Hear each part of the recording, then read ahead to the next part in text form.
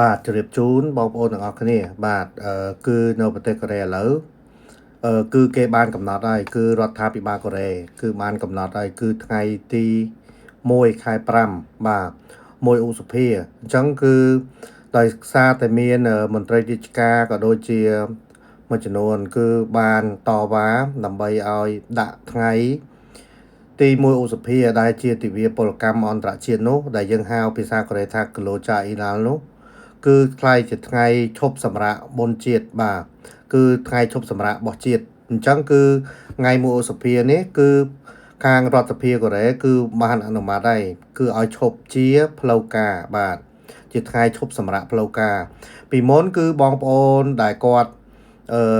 នៅក្នុងថ្ងៃទី1ខែ5ហ្នឹងគឺគីឡូចៃឡាហ្នឹងអ្នកខ្លះបានឈប់អ្នកខ្លះបានឈប់អញ្ចឹងអ្នកខ្លះគឺ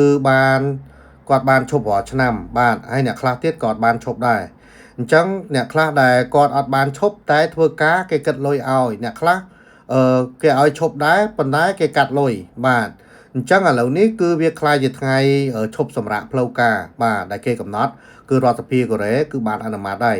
អញ្ចឹងគឺធ្វើការគឺគេគិតលុយថែមម៉ោងឲ្យអញ្ចឹងណាពីមុនវាអត់តាន់ផ្លូវការឥឡូវផ្លូវការហើយអញ្ចឹងបងប្អូនសួរថាបើគេអត់ឲ្យឈប់មិនដែរបាទអញ្ចឹងបងប្អូនតើមើលលក្ខខណ្ឌកិច្ចសន្យាការងារយើងណាហើយចំនួនបុគ្គលិកការងារយើងប្រហែលអ្នកអញ្ចឹងណាហើយនៅក្នុងកិច្ចសន្យាការងាររបស់យើងឈប់សម្រាកបានលុយឬក៏អត់បានលុយយើងត្រូវមើលអាហ្នឹងទៀតអញ្ចឹងណាហើយកន្លែងការងារតែក្រុម5នាក់អាហ្នឹងក៏នេះដែរអញ្ចឹងណាអញ្ចឹងឥឡូវគឺគេចេញមកហើយបើបងប្អូនចង់ច្បាស់ទេបងប្អូនអាចខលសួរបាននៅតាមមណ្ឌលប្រឹក្សាគាត់នឹងប្រឹក្សាជូនបងប្អូនហើយអញ្ចឹងឲ្យដឹងទាំងអស់គ្នាណាបងប្អូនខ្លះគាត់បានឈប់អាណាមគាត់ថាខ្ញុំបានឈប់រាល់ឆ្នាំតើហ្នឹងបាទអញ្ចឹងដោយកន្លែងទេកន្លែងខ្លះគឺអត់បានឈប់ទេកន្លែងខ្លះឲ្យឈប់គឺកាត់លុយប៉ុន្តែឥឡូវវាចូលជាផ្លូវការហើយអញ្ចឹងសូមដឹងទាំងអស់គ្នាបាទអញ្ចឹងគឺចែករំលែកទាំងអស់គ្នាបាទសូមអរគុណសូមជម្រាបលាអូខេ